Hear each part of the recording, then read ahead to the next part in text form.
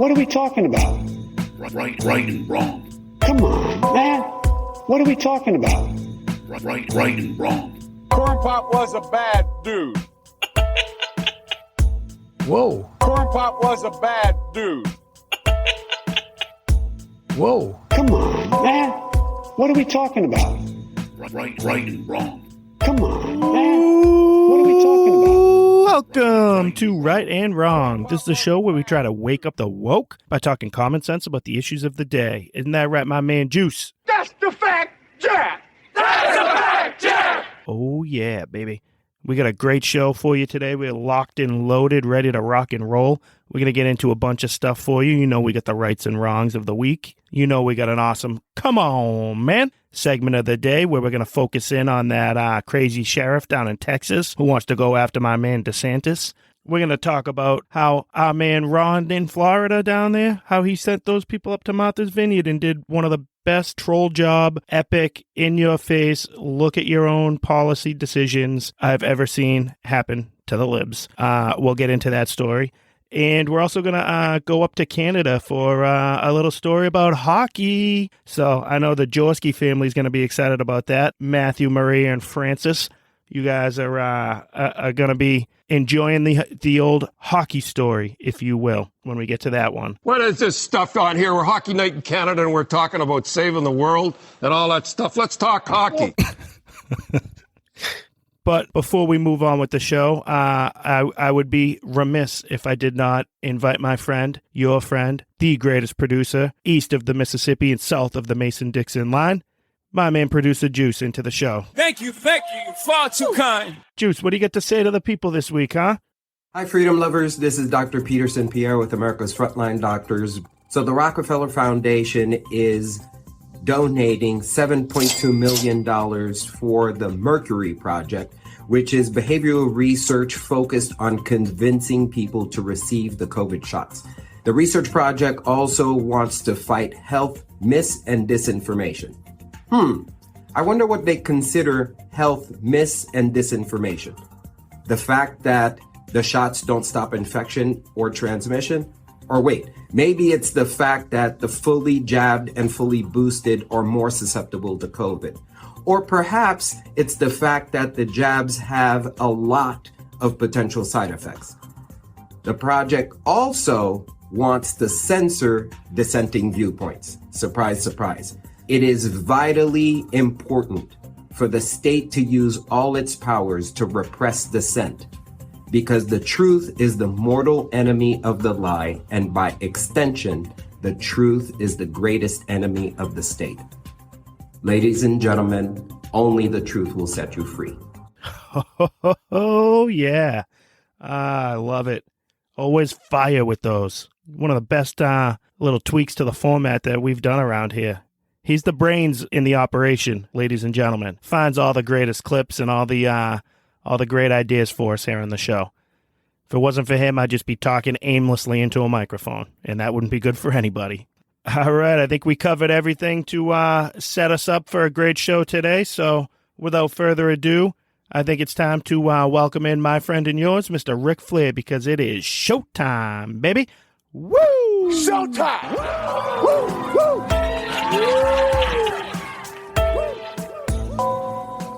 All right. So, the other day, I did something that my wife will say is the first time I've done it all year, but we all know that that's not true. But I was in the restroom, and I happened to see that the toilet paper needed to be replaced. So I took the little thing off, grabbed a new roll, and put it on. And I started thinking about that classic debate that everybody has.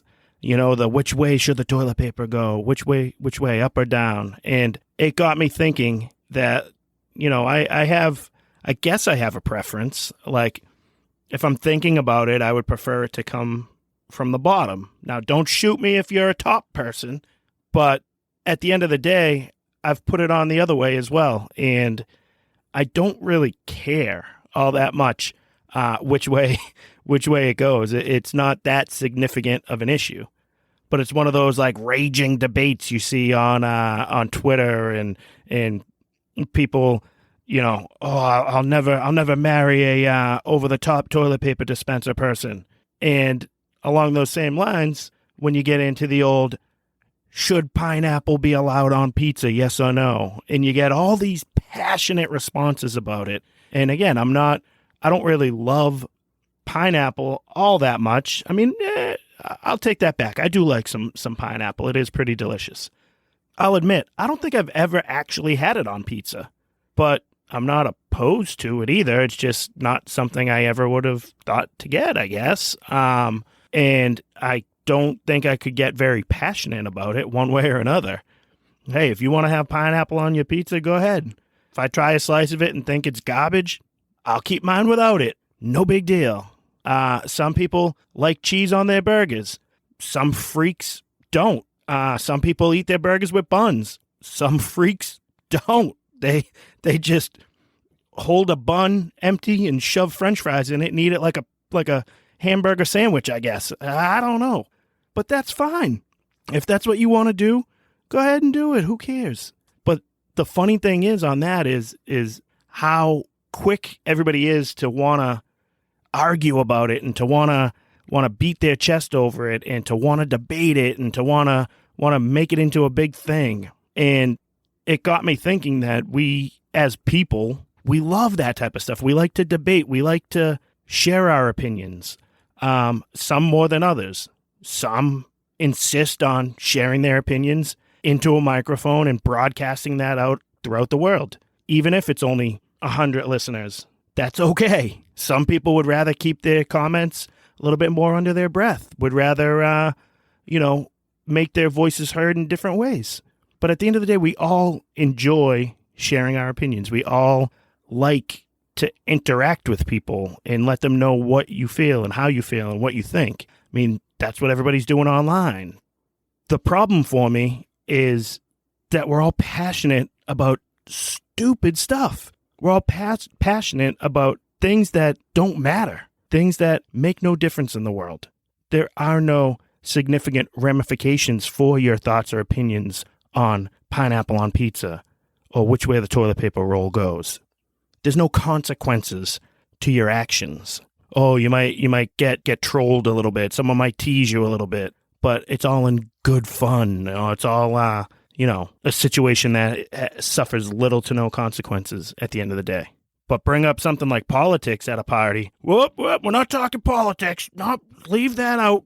Oh, what could be more important than shaping the world that we live in, to understanding the way our society functions, to having a say and an opinion in the way your community, your direct community, works?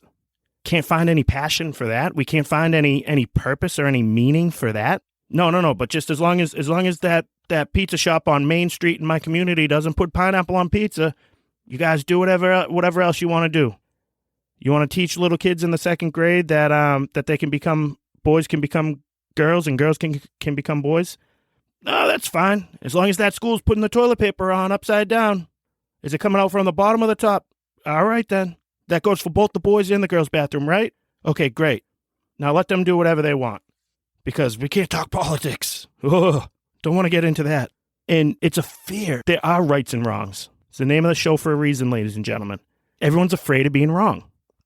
You're afraid that you don't know what you're talking about, or you're afraid you don't understand the process. And that's fine. I do a political show and I don't know the whole process of how all these things work. I just know that I can look at something and let you know in my heart, in my soul, in my mind, whether that is something that's right or that's wrong.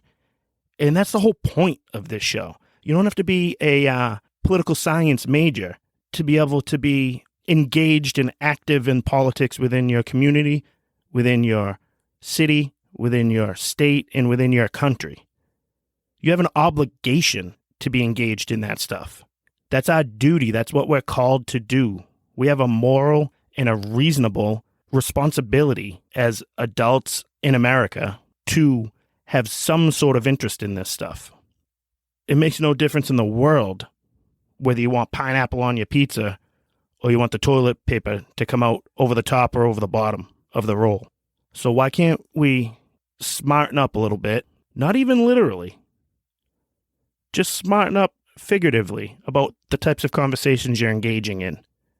because you don't have to know everything about the thing that you're talking about. You don't have to understand all the details of the policy, of the procedure. You need to be able to, you need to ask questions. You need to think about it. You need to, for all the critical thinking talk within our schools, you need to critically think about how things happen in your community, why they're happening, and how you can become a part of that. Stop debating people about the pizza and the pineapple nonsense. Stop debating people about cutting your sandwich diagonally or down the middle. Stop debating about whether peanut butter should be on a bagel or not. It's pointless at the end of the day. And this stuff that's happening, it's important because it affects us now, it's going to affect us in the future, and it's going to affect our kids and the children coming after us. French fries and Oreos. You know me all too well. All right, we've reached the point in the show where we get to come and bring you our wrongs of the week. I know you guys always get a good kick out of these. Juice box over there, the truth box himself, holding it down as usual. Found a lot of these nice clips that we got for you. And you ready over there, my man? All right. He's giving a thumbs up, indicating we are good to go. So, number 5, we're going to go to this pronouns nurse that put this video up on TikTok of herself explaining to everybody how important pronouns are in the medical environment. And not, necessarily if they're coming for all this transgender surgery nonsense, but, just if they're coming for a regular routine checkup as well. We want to pronoun respect all around. What's the name of the song? R-E-S-P-E-C-T. Respect those pronouns, you and me. All right, let's take it away here, Juice. Number 5. This is just a daily reminder that your pronouns should be respected in any healthcare setting. Whether you are transgender or non-binary, whatever you tell the healthcare team your pronouns are exactly what every single member of the healthcare team should be referring to you as. Just because you're in a healthcare setting, and even if you're presenting with a problem that is related to a body part associated with your gender assigned at birth, does not mean that your pronouns should not be respected. I had a mother of a patient who was very lovely and totally respected her child's they/them pronouns. And when I confirmed that those were in fact the child's pronouns, the mother said, yes, but we totally understand if you need to refer to them as their biological sex, given that we're in a healthcare setting and they're presenting with these certain issues. And I said, no. I said, what we are treating has nothing to do with the child's gender identity, and their pronouns will be respected, so you don't have to worry about that. And when we would round on the patient, whenever somebody would use the wrong pronouns, I would respectfully correct them. One good thing that came out of this is that my supervisor actually asked me to give a talk to the rest of the healthcare team about transgender and non-binary patients in the healthcare setting. Ugh. I'm getting so sick of the way the word respect gets tossed around all the time by the left nowadays. How about you stop disrespecting the rest of us? Something this idiotic and moronic is disrespectful to our common sense. It's disrespectful to the rest of us that have to go along with this charade. It's disrespectful to regular, normal, sane human beings to pretend like this is not crazy. So stop walking around on your high horse thinking that you're the respect queen over there. You are not respecting somebody's pronouns. You're feeding a delusional fantasy. You're helping them prolong the inevitable pain and suffering that they're going through mentally by pretending like there's nothing wrong with them, by pretending that it's rational to look at a man and call her she, or look at a woman and call her he, or whatever else you want to come out of the woodwork here. They. They come with me. Excuse me. I don't even know how the hell they would use it. That was a terrible example because I don't even know how to make fun of it because it's so stupid. Absolutely ridiculous. Get out of here with this nonsense. And that lady, all proud of herself, ooh, I got to address the rest of the medical team and give them proper instruction on how to do the pronoun stuff to everybody. And respect and respect and respect. See you later. You should have been walked out the door by your supervisor and told to take a hike because you're an ineffective nurse because you don't know the difference between a man and a female. You knucklehead. But you see, they're trying to get you everywhere, and you wonder why none of us trust the medical community anymore. You wonder why none of us follow the doctor's orders, because it's been corrupted by people like that. And they're going after our kids. We know that. They're going after kids in their appointments. They're trying to start this there. That's why it's, the sacred doctor's office. And she even said, it doesn't matter if they're coming in for operation or a consultation having to do with transgenderism. We're still going to respect that stuff. So if I go in there telling them I'm a girl, I'm a female, and I have something going on with my junk, they're still going to call me she, her, this stuff and the other thing. She said, if you're going in and you're going to see the gynecologist, but you now have a beard and your breasts were lopped off. Oh, yes, sir. Can you spread your legs there, sir? Put your legs up in these harnesses, or what are they, stirrups or whatever? Yep, we're just going to poke around a little bit and get you on your way there, sir. Thanks for coming in. Awesome. Go Pats. Ridiculous. Next. All right, let's keep with the same theme here of trying to corrupt our kids when we start there in the medical community. Let's go right back to the schools, too, and see what they're trying to manipulate and brainwash into your children at a young age. When we hear from this 5th grade teacher. Juice? Number 4. Yes. I have had multiple students come out to me, not just with their sexuality, but also with their gender identity. It's one of the reasons I think it's so important to be out and loud and proud so that people feel comfortable coming to me and talking to me, because I don't know how much different my life would have been if I had had somebody to come talk to about this kind of stuff. My hope is that every student will have somebody that they can talk to about this. If you had somebody to talk to about this stuff, you need somebody to talk to about this stuff now, lady.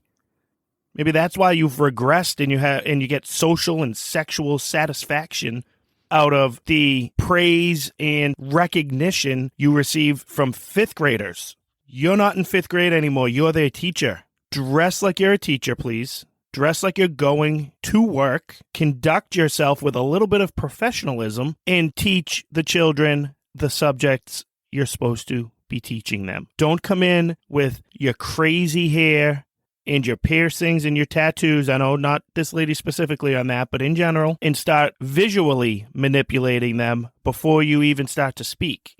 There's rules and standards to society, and the way we're treating the public school system, the way we're treating schools in general, and even the doctor's office like the one we just talked about, standards are out the window now. Do we hold anybody accountable anymore?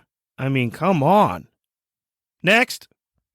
Oh, let's go to President Unity, the wannabe commander-in-chief, who's being run by a puppet shadow campaign behind him. Mr. I'm going to say this, and then everybody else on my staff's going to walk it back and really do what they would rather do instead. Wonders why Trump was successful on a drain the swamp message. Smaller government, less administrative state. Hold our elected officials accountable. This guy was elected, but does he have a say? I don't know. You tell me. Let's hear what he had to say to 60 Minutes. Talking about China and a possible invasion of Taiwan. Juice? Number 3. What should Chinese President Xi know about your commitment to Taiwan? We agree with what we signed on to a long time ago, and that there's a one China policy, that Taiwan makes their own judgments about their independence. We are not moving, we're not encouraging their being independent. That's their decision. But would U.S. forces defend the island? Yes, if in fact there was an unprecedented attack. After our interview, a White House official told us U.S. policy has not changed. Officially, the U.S. will not say whether American forces would defend Taiwan. But the commander-in-chief had a view of his own. So unlike Ukraine, to be clear, sir, U.S. forces, U.S. men and women would defend Taiwan in the event of a Chinese invasion. Yes. Oh, I love it. And that one's kind of a weird one. I kind of felt like we could have gone either way with it, Juice, maybe with a right or a wrong, because the actual answer that President Unity gave was correct, I think. You know, if China makes a move and they try to invade or they do something, you would think that we would want to help and stand up for what's right, protect the little guy, right? Rally against a communist political enemy like China. But he says that, and in the interview, it's already getting walked back by the White House, by the deep state, if you will, because they don't want to offend China. They are so afraid of pissing off the Chinese government because we're in their pockets. And it just makes me laugh. It makes Biden look completely horrible and weak. How many times does this have to happen to him? He says stuff like that, and then KJP comes up, what the president meant was, and it's the exact opposite. This guy. Not a joke. I'm not kidding. It's not a joke here. Next. All right, let's get to the number 2 wrong of the week. Number 2. This one might help explain the one we just had, because if Biden's looking for a little bit of help on this, he's going to go to his right-hand man there. He's going to go to his second in command. He's going to put his head together with his brilliant Vice President Kamalama Ding Dong. No, that's not happening. So this clip we have here, remember the game we like to play, people? We always find the word that she holds on to, and every time she's talking, giving remarks, speaking. So today's clip is going to be community. Okay, you guys got that? Community. So take a drink every time you hear it. Juice. Number 2. So we invested an additional $12 billion into community banks, because we know community banks are in the community and understand the needs and desires of that community, as well as the talent and capacity of community.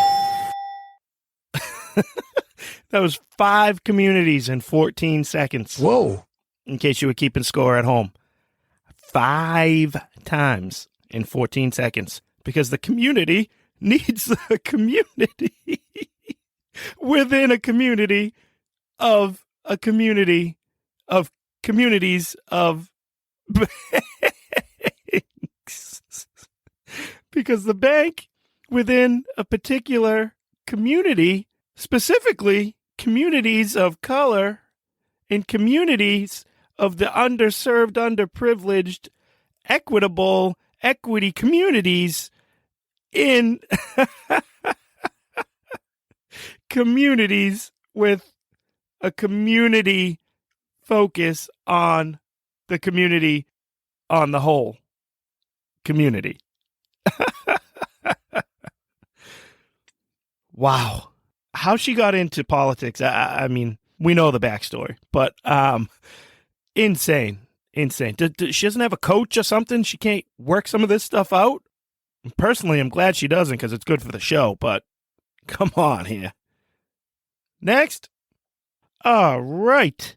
And our number 1 wrong of the week is going to go to none other than Mazie Hirono, when she decided to use some pretty enticing calls to violence and asking for her fellow Democrats and supporters to rise up and come after their political rivals.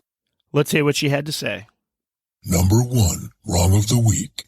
When I hear my colleagues talking about how, it should be states' rights, or government should not be telling us what to do, the word hypocrites, it doesn't even go far enough to call them out on what they're doing. This is an outright attack on women in this country. That is how I see it. That is how more and more women and those who support our right to make decisions about our own bodies, that is how we see it. And why?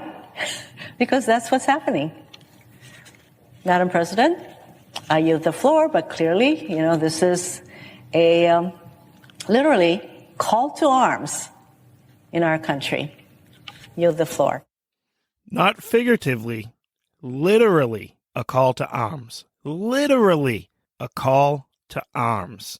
Because people dare to tell women that they're not allowed to murder babies. She's ready to call to arms. Pick up a gun. Pick up whatever weapon you might have and fight and kill because the big, bad, mean MAGA Republicans are coming after you in your bodies. So fight back by any means necessary, literally, with weapons. Scary stuff. But the right-wing MAGA extremists are the ones President Unity Scar is worried about in that speech he gave a few weeks back. Makes you think. I told you when we covered that speech, everything he said might as well have been holding a mirror up in front of himself because that's his party. His party are the violent extremists. His party uses the dangerous rhetoric. His party tries to make everything personal life attacks.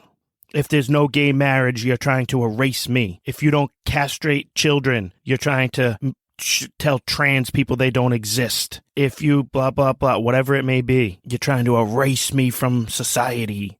How do you think people would respond for that? And then you have people like her up there telling them this is a literal call to arms. No wonder why that 41-year-old man ran over an 18-year-old Republican the other day, because he thought the Republican was an extremist when they had a political debate. It's insane. But unfortunately, we have a corrupt media that's in the pockets of the deep state, the political administrative apparatus that's been holding on to power in Washington, D.C. forever. And they'll spin it so you never even hear that type of stuff or see that stuff. So that's why you got to come to the Right and Wrong Show. And that will do it for another session of our Wrongs of the Week. Next.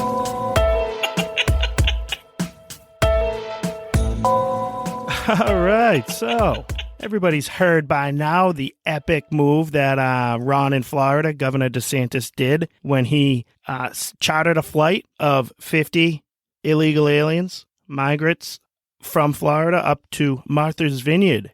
And the left just freaked out. They didn't know what to do. And we all got a good chuckle out of that. We all got to see hypocrisy in real time, I guess, because typically they at least wait 3, 4, 5, 6 months until they pretend like they didn't say the thing they said, or like they didn't all of a sudden start changing the information they were providing to you. So DeSantis says, Massachusetts, places like Martha's Vineyard, Boston, Somerville, all you places up there, your sanctuary cities. All right, here you go. Some people seeking asylum. I'm a little overwhelmed here. My friends in Texas are completely overwhelmed because the Biden administration is doing absolutely nothing about the illegal immigration going on in this country. In fact, the president is flying people all over the interior of the country, putting these migrants on planes himself and bringing them to different places to help spread things out because the border cities are overwhelmed by this. So Governor DeSantis came in and said, hey, I can help you out there, President Unity. Here's something we can all unite on, right? All right, Joe, I got you. I'm going to send some up to Martha's Vineyard up there. Oh, they can be helped by the shadow president himself, Obama, and his wife, Michael. And they'll be able to take care of them there up in Martha's Vineyard. They got plenty of room there. Remember the place he had the huge birthday party in the middle of COVID when everybody else had to stay locked down and couldn't go out and couldn't gather, couldn't go to funerals, weddings, baptisms, birthday parties, but the former president got to have that huge bash. Yeah. Remember that place up there in Martha's Vineyard? Awesome. Season's over. Summer season just ended. You must have plenty of space up there. I'm just going to send 50 people. You guys can take care of them, right? You are a sanctuary city. And lo and behold, now Governor DeSantis is a human trafficker. He's an evil, evil man. How dare he use these people as political pawns? Okay. All right. I mean, coming from the people who actually built the cages and put kids in cages, the Obama administration. Coming from the left who has their famous Instagrammer, social media influencer, AOC, flying down to Texas in all white to stand at a fence and fake cry with these migrants in the background. Because the left does not use illegal aliens, immigration, people that cross the border illegally as political pawns. They would never do something like that. And the best part about what DeSantis did was that he sent them to a rich, glitzy, glam, celebrity, liberal getaway place. He didn't send them into Boston. He didn't send them to Mass Ave, to Methadone Mile, where it's already a disaster and a train wreck. He didn't send them into the heart of Chicago. He didn't send them to New York City. He sent them to one of those escape places for these upper crust liberal elitists. I can't wait till they send some to Cabo. Where else they need to go? Send them to all these rich, fancy getaway destinations. And the sad part about this all is the people that did get sent, they are being exploited, I guess, in the story. I mean, we're still taking care of them. I've never been on a chartered flight before in my life. Sounds great. But obviously, it's a bigger conversation that's supposed to be sparked because of this. And it's not safe for them to be coming the way they're coming. It's not safe for them to be crossing illegally.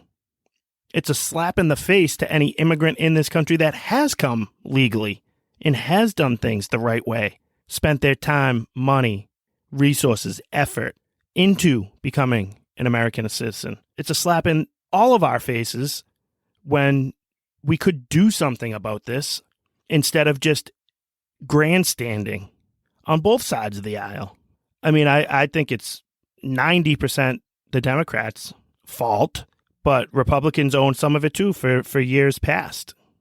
But at least DeSantis seems like one that's not going to sit around and just keep doing the same old thing. And the Biden administration, Congress, which is controlled by the Democrats for now, they've had years to fix this problem, to pass legislation that would be able to fix the illegal immigration problem on the border, the southern border. And nobody wants to do anything about it. They just want to grandstand. Simply put, they just want to hoot and holler about it. They want their photo ops. They want to campaign on it. But when push comes to shove, they don't want to actually do anything about it. Nobody wants any give and take whatsoever. And that's what it's gonna have to be. You know what? Obama, you want your Dreamers program? That's fine. Build the wall, close down the border then. Anybody that was in beforehand, sure, we'll work with that. But we're not going to give you this program. We're not going to do this stuff while we continue to have the border with a giant hole in it like a sieve.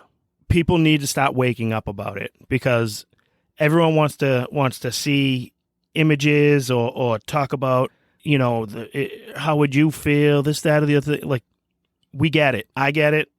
Yes, if I was one of those people, I would want to be trying to get here too. We're lucky. We're privileged. Absolutely, for being born in the greatest country in the world. This country was founded by immigrants. The American dream was, come on over, make something of yourself here. Awesome. I get all that. But that's not what immigration is today. It's not the same. And it pisses me off when you get people like the hack politician Marty Walsh, who used to be the mayor of Boston, tell people, my parents were Irish immigrants. They came here. They immigrated from this country. I love immigrants. And we're a sanctuary city. We're going to help immigrants. I hate that comparison because it is not the same thing at all. His parents came here legally, as far as I know, and made something of themselves, became Americans, and allowed their son to succeed and become anything he wanted to be. And he did that. What didn't happen was people did not immigrate here to get on to the welfare system, to be dependent on the government, and to not assimilate. People did not used to do that. It was like, come on, you're coming here, you're getting an opportunity. What you need to do is you need to learn the language of the country you're in. You need to become a part of that country that you're now in. I'm not saying you have to abandon your old country.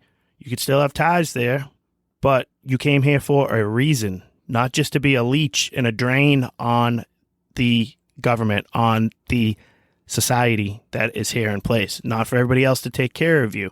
This is an opportunity to come here and take care of yourself and build something for yourself.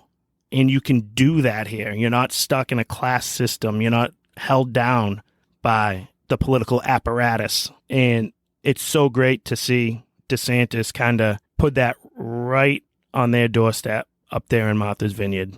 Because it was like, you want to sit here and say all your slogans, do all your right things. You want to sit here and virtue signal from a distance all you want.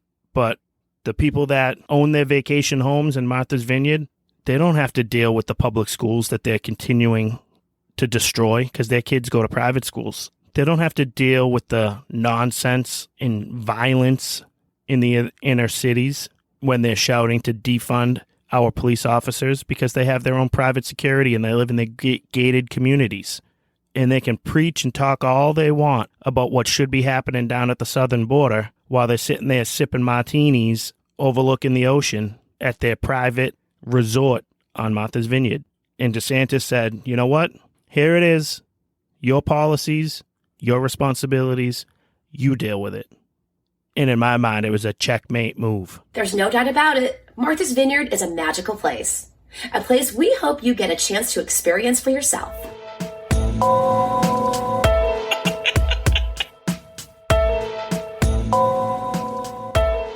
All right, it's that time in the show where we get to move on to our rights of the week. All right? These are the good ones, ladies and gentlemen. So we got to give it up to these people for doing the right thing. Juice, you ready for them? All right, let's get right to it. The number 5 right of the week goes to this man who I don't know his name, but absolutely owns annoying squad member, Rashida Tlaib. Juice? Number 5. You have all committed, as you all know, to transition the emissions from lending and investment activities to align with pathways to net zero in 2050. Do you know what the International Energy Agency has said is required to meet our global 2050 net zero targets of limiting global temperature rise to 2.7 degrees Fahrenheit or 1.5 degrees Celsius? So no new fossil fuel production starting today. That's like zero. So I would like to ask all of you and go down the list, because again, you all have agreed to doing this. Please answer with a simple yes or no. Does your bank have a policy against funding new oil and gas products? Mr. Diamond. Absolutely not, and that would be the road to hell for America. Yeah, that's fine. That's fine. Sir, you know what? Everybody that got relief from student loans has a bank account with your bank should probably take out their account and close their account. The fact that you're not even there to help relieve many of the folks that are in debt, extreme debt because of student loan debt, and you're out there criticizing it. That's awesome. That's like in Billy Madison. She probably wanted to just be like, okay, a simple no would have done fine. He just came in like the other guy, absolutely not. And we are all dumber in this room for having to sit through that and listen to it. You moron. Oh, it's awesome. That was like a group of bankers that she was trying to preach to, and nobody went along with what she was saying. The stupid go green BS that they're always trying to push. And correct me if I'm wrong, but was she trying to say Celsius? I don't know what she said. Celsius, Celsius. But I believe the word she was looking for is Celsius. These guys are classic, though. I just love that the guy just, he didn't just give the no. He had to throw in that other part too and make her absolutely look stupid.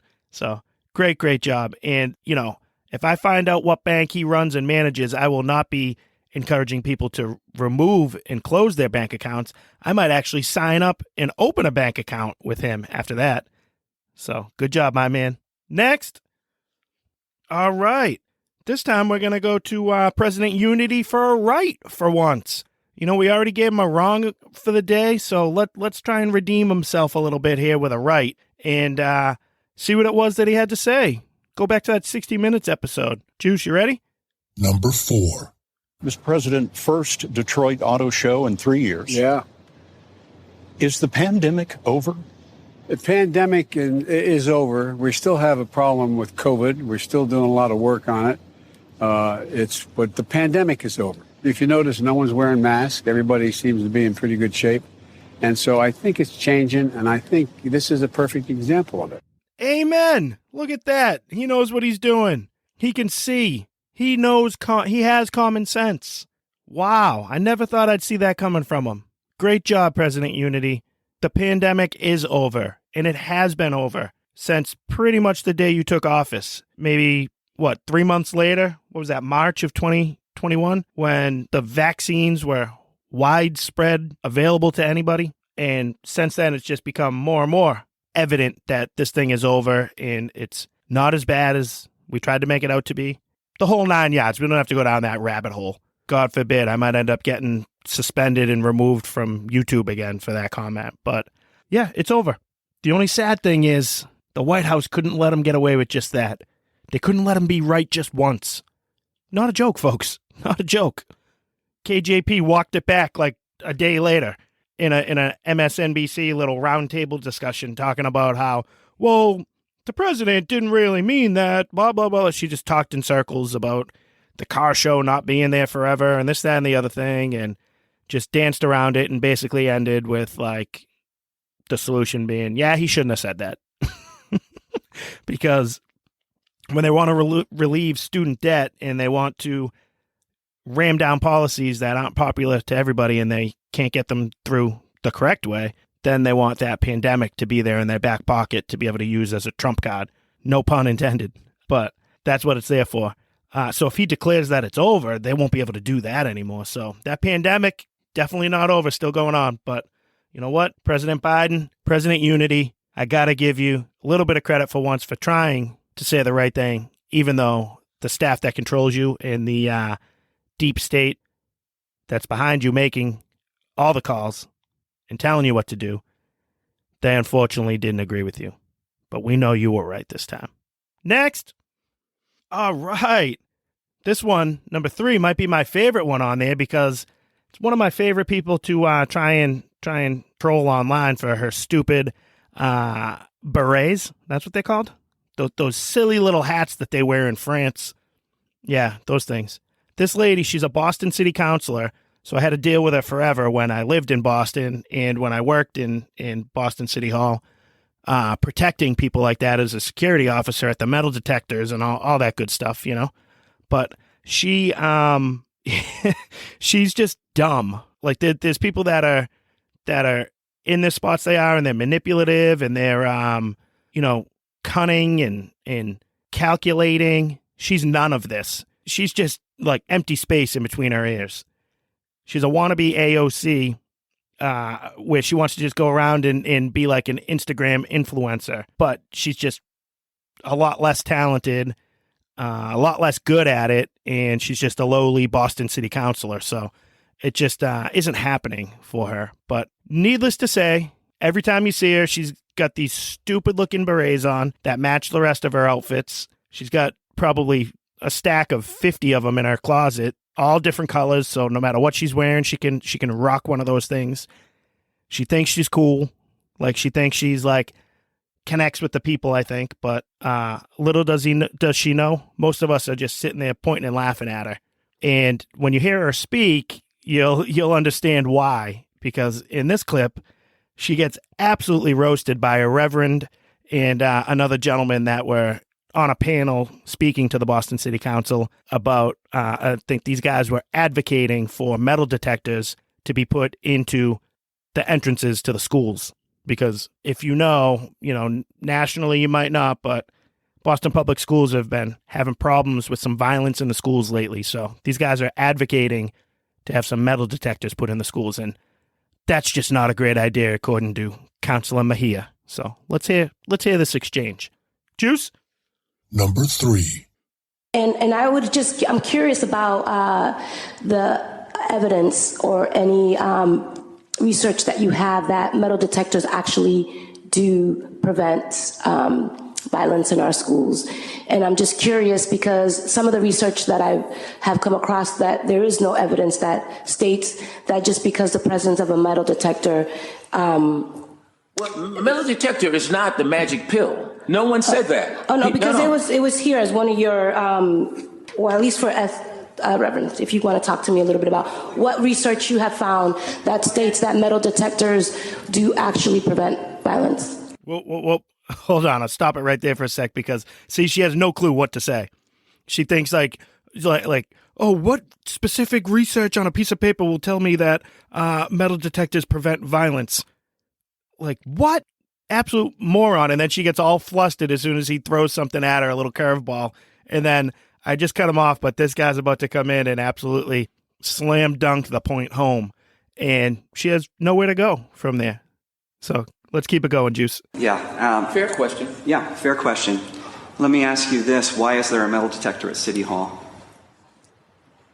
Why haven't you advocated for a removal of the metal detector at City Hall? That's a real question. This is a city. Are you concerned about a metal detector at City Hall? I'm not. You're not concerned about it being present? So my question is, and I need you to answer the question that I'm asking specifically about metal detectors in our schools, and what evidence can you bring to this chamber that states that metal detectors are going to reduce violence? That's the question. It's a deterrent. It's a deterrent. The objective of a metal detector, then this is not like physics, or we don't need something from the American Political Science Association journal. Metal detectors function. Are they perfect? No. No one's saying they're perfect. That's not the claim he made. Let me finish. Sure. Metal detectors objectively function as a deterrent. No one's dumb enough to say, well, a metal detector will solve all crime. No. And that's why that was a right for those two gentlemen right there. What great move by them. And she did not know what to do, all flustered. And the sad thing is, you know where I found that clip? She posted that to her own Twitter page. Like, she thinks that made her look good or something? And her like headline to the video was, do metal detectors, where does it say metal detectors would stop crime in schools or violence in schools? Absolutely moronic. And I love that the Reverend comes back in at the end there with it's a deterrent. Of course it is. It's not a solve all things. It's not going to fix everything. But that's a start. And I don't even know where she's trying to go with that. What would her point be? I don't even know why she would not want a metal detector in front of the schools or at the entrances if you're having problems like that. It's a great way to make sure no knives and guns are being brought into schools. Like that one about 6 months ago, the elementary school that they found bullets in. Yeah, think a metal detector would be okay. Counselor Mejia, you moron. Spend a little bit less time on your hat selection and a little bit more time trying to protect our kids, to keep the schools safe, to keep the city safe. And I think you'd be doing a hell of a lot better than you are, you knucklehead. Next. All right. The number 2 right of the week is going to go to this British journalist who was doing an interview with Don Lemon. I'm sure some of you have seen this one already because it's been making the rounds, but he had this woman on because they were talking about the Queen's funeral. And why don't you just listen how the exchange went, because it's great. Juice? Number 2. Well, this is coming when, there's all of this wealth and you hear about it comes as England is facing rising costs of living, a living crisis, austerity budget cuts, and so on. And then you have those who are asking for reparations for colonialism, and they're wondering, $100 billion, $24 billion here and there, $500 million there. Some people want to be paid back, and members of the public are wondering, why are we suffering when you are, you have all of this vast wealth? Those are legitimate concerns. Well, I think you're right about reparations in terms of if people want it, though, what they need to do is you always need to go back to the beginning of a supply chain. Where was the beginning of the supply chain? That was in Africa. And when across the entire world, when the slavery was taking place, which was the first nation in the world that abolished slavery? The first nation in the world to abolish it. It was started by William Wilberforce, was the British. In Great Britain, they abolished slavery. 2,000 naval men died on the high seas trying to stop slavery. Why? Because the African kings were rounding up their own people. They had them on cages waiting in the beaches. No one was running into Africa to get them. And I think you're totally right. If reparations need to be paid, we need to go right back to the beginning of that supply chain and say, who was rounding up their own people and having them handcuffed in cages? Absolutely. That's where they should start. And maybe, I don't know, the descendants of those families where they died in the high seas trying to stop the slavery, that those families should receive something too, I think, at the same time. It's an interesting discussion, Hillary. Thank you very much. I appreciate it. We'll continue to discuss in the future. Oh, man, that's awesome. If you could have seen the clip, too, his face is like deer in the headlights, not sure what to do. And He was like Tom Brady at the line of scrimmage. 52's the mic! 52's the mic! Audible, audible! Hot read, hot read! Abort, abort, abort! Let me get out of this interview as quickly as I can because I am out of my league here. And he's just like, that's an interesting point. All right, see you later. But it's not an interesting point because he's not going to think about it. He's not going to examine it. He's not going to do his own critical thinking, if you will, on what she had to say. And I'm sure he'll just move on and continue to race hustle tomorrow night or the night after or the next night. Because that's what he does. He's a one-trick pony. Next. All right, and our number one right of the week.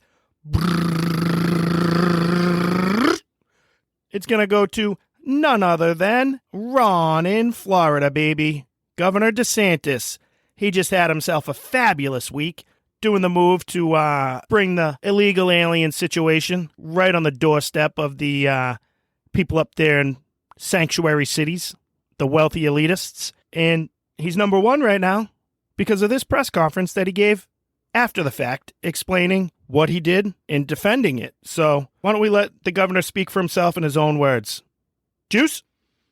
Number one right of the week. I also was a little bit perplexed when I heard that the president is scrambling to get his cabinet together to try to address the fact that you have governors who are helping to relocate illegal aliens to sanctuary cities. He didn't scramble to get his cabinet together when we had millions of people illegally pouring across the southern border. He didn't scramble to get his cabinet together when you had 53 migrants die in some trailer in Texas because they were neglected by the federal government. It's only when you have 50 illegal aliens end up in a very wealthy, rich sanctuary enclave that he decides to scramble on this. Yep, he nailed it. Amen, Governor DeSantis. Didn't care when it wasn't on his doorstep. That's something for Texas to worry about. That's something for those evil MAGA Republicans in a red state to deal with. We have our cocktail parties up here to go to. We have our mixers to get to. We got barbecues at the Obamas. So we can't be dealing with that stuff. Come on, man. You got to be crazy. But now that it's on his doorstep, President Unity has to do something about it. And he's scrambling, running around because these are the elitists that he's relying upon to keep him in his seat of power. So, of course, he's getting his cabinet together, running around. But DeSantis is a shrewd politician, and I'm excited that the man's only in his 40s. So hopefully he remains in the political game for a long, long time to come. Great job, Governor DeSantis. And I look forward to your 8 years in the Oval Office that are soon to come, hopefully. Next. Okay, so for this one, we're going to kind of pop up north into Turd Boys territory and talk about a story coming out that's going around the hockey world and reaching the political world a little bit too. So me and Juice, we're big hockey guys, always have been. I know my southern followers down here might not know quite as much about it as we do, but that's one of those sports that the team captain is always made a big deal. Like it's still a significant responsibility and an honor and again duty. I know I've mentioned that a few times throughout the show today, but there's a responsibility and a duty that comes with being the captain of your team. That player, the way they carry themselves, the way they play, all that stuff, it becomes the the identity and the makeup of that team. Some of those guys are big, rah-rah, in-your-face, loud guys. Some are a little bit more quiet, subdued, come in, do your job, work hard, and play. But, they're the leader of the team. So about a week ago, the Montreal Canadiens, they play up there in Quebec, who place in Canada that's famous for wanting to separate themselves from the rest of Canada, become their own country. I don't know how passionate and how much they still feel that way. I know at one point it was all the craze up there, but it's always been known as a part that has a little bit of a little we're better than you attitude to them about everybody else. Pretty much, they hate Americans. They're not very fond of the rest of Canada. They speak French. They have that very kind of snobbish attitude. I've only been there once. I was a little kid when I was there, but that's the vibe I got, at least. And the reason I wanted to talk about it today, and the reason I talked about the naming of a captain, is because the Montreal Canadiens are the New York Yankees, the Boston Celtics, the Dallas Cowboys of the NHL. That's kind of their standing in the hockey world. At least, I don't know. I think they're up there. It could be debated a little bit, but they just named their best player, 23-year-old Nick Suzuki, team captain. He's a good player, solid player. Think it's a fine choice. Frankly, I don't really care who their captain is, but immediately the choice of Suzuki sparked outrage in the media. It got politicians on both sides of the aisle speaking out about how it's an okay choice, but the fact that Suzuki does not speak French could be a problem for him, and it's not the right way to connect with the fan base. And it just really grinded my gears and really got to me. That's why I wanted to talk about it today, because anywhere else in the world, this type of stuff would not be accepted. This type of bigotry and racism would not be accepted, especially in 2022. And he's a Canadian. Suzuki, born in Canada, just doesn't speak French. He actually said in his press conference, he was told by the coach, Martin St. Louis, that he was going to be the captain. That's the direction they were going back over the summer. So he took that time throughout the summer to try to learn French. Pathetic. I would have been like, take your French and shove it, you morons. But this kid went out of his way to try and learn it, and he was talking to the media. He said, you know what? I can understand, I can read it. I just can't really speak it all that well. And that's still not good enough. The angles on the story that I've seen was he'll get there. Even the people that were defending him weren't all that upset at the outrage that he needs to learn it. They were just like, oh, he's getting there. He will get there someday. Screw you guys. He does not need to get there, and he shouldn't need to get there. And this one really frustrates me because this has been going on for years, and it's like a non-story. Every coach that the Canadians hire, that's a requirement. Whether they explicitly say it or not, their coach has to be able to speak French so that he can take questions in English and French in the press conferences after the games. How pathetic is that? You know, the Red Sox have Alex Cora coaching their team. They did specifically try to get him. I think they said it. If they didn't, it was implied, because he is bilingual and he can speak Spanish with the players and stuff like that. But how pathetic would it be if that was a requirement for him to do his press conferences like that? Oh, you only speak English? We have a Spanish population here, or whatever. Say it was Miami, not the Red Sox. It was down there in Florida. We have a huge fan base of Hispanic, Spanish-speaking community. If you can't do your press conferences in Spanish, you can't coach this team. Get out of here. Vamos. Absolutely ridiculous. And the Canadians have been getting away with this for years. And it's a lot easier to sweep this under the rug because everybody in the story has white skin, and that's all that matters. So it's not racist. It's not bigoted. It's not a problem. We can go along with it. But if Suzuki had black skin, then I'm sure he'd be able to speak English. Nobody would care. If the people of Quebec had a darker skin pigment, they'd be completely right to demand French speaking from their coach, from their players. How dare you do that to them? Get out of here with that. And get out of here you garbage, horrible franchise, Montreal Canadiens. I love the fact that you have not won a Stanley Cup in, what's the math here? Coming on 30 years? And as long as they continue to pick coaches, general managers, players, and captains based on the language they speak, it's going to be another 30 years till they win another Stanley Cup. And I'll be laughing and laughing and laughing. Vous parlez français?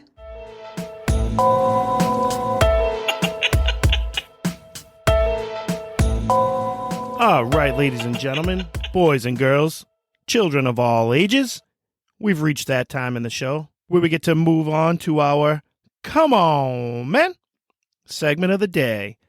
That's right. This is when we get to find some moron from the left, somebody who just needs to be absolutely destroyed and roasted by the right and wrong boys, and we get to play them in their own words for you and then pick it all apart. And it's usually so dumb, so stupid, so disgusting, disturbing, or dangerous that there's only one thing we can say, and that's, come on, man. So, without further ado, why don't we go to this hero sheriff down there in Texas who decided to have a press conference and talk about how he was going to take up criminal charges against Ron in Florida for taking the Venezuelan immigrants on a vacation to Martha's Vineyard. So this political hack, who's a elected official, Democrat, of course, thinks he's a hero. He's a hero of the left, a champion of the left. He's enjoying his 15 minutes of fame because he did a meaningless press conference where he tried to sound smart and dignified as opposed to dangerous Ron DeSantis who's playing politics with human lives. So, without further ado, let's take it over to Sheriff Salazar. Juice, you ready? All right. We are opening up a case with an investigation with regard to the suspected activities involving the 48 migrants from Venezuela that, as we understand it at this point, the facts of the case at this point, are that on Wednesday, September 14th, here in Bexar County in the city of San Antonio, our understanding is that a Venezuelan migrant was paid what we would call a bird dog fee to recruit approximately 50 migrants from the area around a migrant resource center on San Pedro here in San Antonio. As we understand it, 48 migrants were lured, I will use the word lured, under false pretenses into staying at a hotel for a couple of days. They were taken by airplane. At a certain point, they were shuttled to an airplane where they were flown to Florida and then eventually flown to Martha's Vineyard, again, under false pretenses is the information that we have, that they were promised work. They were promised the solution to several of their problems. They were taken to Martha's Vineyard from what we can gather for little more than a photo op, video op, and then they were unceremoniously stranded in Martha's Vineyard. All right. So, you guys take that all in? I think they were brought to Martha's Vineyard, for as I understand it, to prove a point. Yes, it's a political point. Yes, cameras were there to record and take photos of it. Absolutely, it was politically motivated. But it was done to prove the point, and I'm going to just use the word jackass, because yes, you are a jackass. It was done to prove the point that Democrats want to sit back on their high horse in their ivory towers and rule, make all these decisions, but they never want to leave the gates of the Red Keep and see what's actually going on in the real world. They want to sit there in their fancy Martha's Vineyard retreat in their summer homes, their vacation homes, sipping martinis, smoking cigars, and deciding the fate of the rest of us, all in the comforts and luxuries of their wealthy escape homes. So what DeSantis did was bring it right to their doorsteps and show them what was going on. And they freaked out, and so are you jackass. And like I said, it was done to prove the point. Like, this is a problem. This is serious. These things are happening. And it's because of the idiotic policies that these people support, that these people advocate for. So don't come out with your press conference now after the fact trying to act like you're a hero, because you're not. And it's awesome. We got some comments I'm going to read to you that came from the DeSantis camp after this guy gave his press conference. I just love Ron DeSantis and his team. Okay, these statements are from a spokesperson for DeSantis, and they responded to the remarks by Salazar by saying this, quote, "Immigrants have been more than willing to leave Bexar County after being abandoned, homeless, and left to fend for themselves.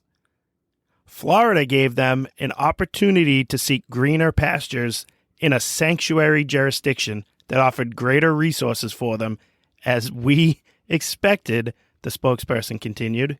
Unless the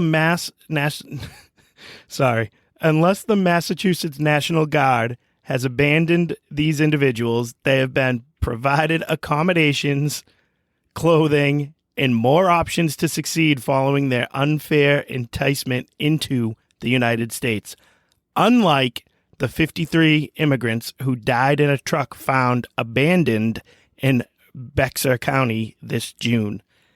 Boom, mic drop, roasted. Point DeSantis. 50-something. Remember, I think it was 53 people found in the back of that truck back in June that roasted to death. Literally, Mazie Hirono. Literally roasted to death. And it was swept under the rug. It was in and out of the news cycle. Bring 50 migrants to Martha's Vineyard, and the world stops. We get comments from everybody. Biden, everybody. They all want to comment on it. Now we're holding press conferences to take up criminal charges against DeSantis. He put people on a private chartered flight, and brought them to vacation town. This jackass sheriff, people like him, you allow them to be forgotten about and left in the back of a truck to roast to death. You jackass. Let's hear a follow-up that this guy had to say, too. I think it was in the same press conference when he was responding to some of the questions. Juice, you got that one? What infuriates me the most about this case is that here we have 48 people that are already on hard times, right? They are here legally in our country at that point. They have every right to be where they are. And I believe that they were preyed upon. Somebody came from out of state, preyed upon these people, lured them with promises of a better life, which is what they were absolutely looking for, with the knowledge that they were going to cling to whatever hope they could be offered for a better life, to just be exploited and hoodwinked into making this trip to Florida and then onward to Martha's Vineyard for what I believe to be nothing more than political posturing to make a point. We still got that mirror? We still have the mirror? Can we hold that up for this guy, too? I mean, come on here. Have Democrats been doing this for years? Luring these people with false promises of greener pastures here in America? Giving them false hope and promises of work and a better life? And, you know, I guess I'm splitting hairs because even a life of dependency and you know, living underground illegally in America, I guess, is better than some of these other places they're coming from. But you understand the point I'm trying to make here. It's like, come on already. Is this guy serious? He's an absolute ass clown. And that's the reason Sheriff Salazar earned himself one big, fat classic. Come on, man. And that's our show for today, ladies and gentlemen. I want to thank everybody that has been joining the show, has been following us, and all of our new listeners that have been jumping on board. Give us a like on Apple and Spotify, please. Subscribe so you get that bell icon, notifies you every time we put out some new content. Drop a comment in the in the things underneath there, too, the bottom of the page, you know. And hey, while you're there, give us a 5-star rating, please, okay? We appreciate all the love and support. And until next week, I don't think I have anything else to say to you guys except thanks for having me. The Right and Wrong Show is produced by Juice. Executive producer, Juice. Audio mixer is Juice. Hair by Skull Shavers. Order Wardrobe and Makeup by Ashley Ruka. Right and Wrong song created by Juice. The Right and Wrong Show is copyright 2022 from Brian Ruka.